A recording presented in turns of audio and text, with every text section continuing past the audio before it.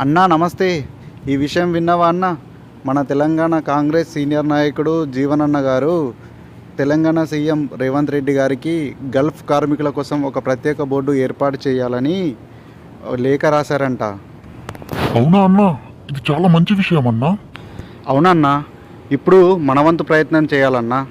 ఏంటి అంటే మనం కూడా మన లోకల్లో ఉన్న లీడర్స్కి కాల్ చేసి మన ప్రాంత ఎమ్మెల్యేలతో సీఎం రేవంత్ రెడ్డి గారికి లేఖలు రాపిచ్చే ప్రయత్నం చేయాలా.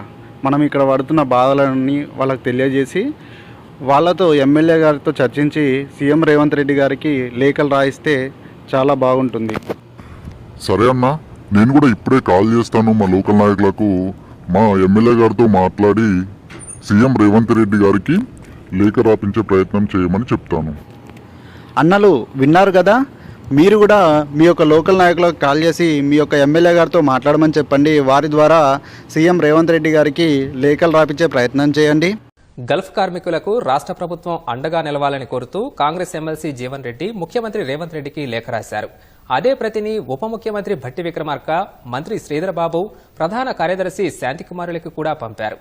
గల్ఫ్ కార్మికులు విదేశాల్లో మరణిస్తే 5 లక్షల ఆర్థిక సాయం అందాలని, గల్ఫ్ నుంచి వచ్చిన వారికి ఉపాధి పథకాల్లో ప్రాధాన్యత ఇవ్వాలని లేఖలో పేర్కొన్నారు.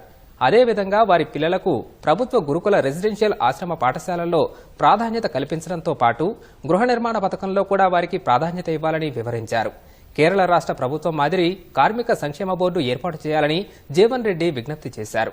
ఆగండి ఆగండి ఆగండి అన్నలు, ఈ వీడియో మీకు నచ్చిందని అనుకుంటున్నాను. ఇలాంటి మరిన్ని వీడియోస్ చేయడం కోసం నాకు మీ యొక్క సపోర్ట్ కావాలి. కాబట్టి ఒక చిన్న లైక్ చేయండి, షేర్ చేయండి, అలాగే నా యొక్క ఛానల్ని సబ్స్క్రైబ్ చేసుకోండి. Thank you for watching.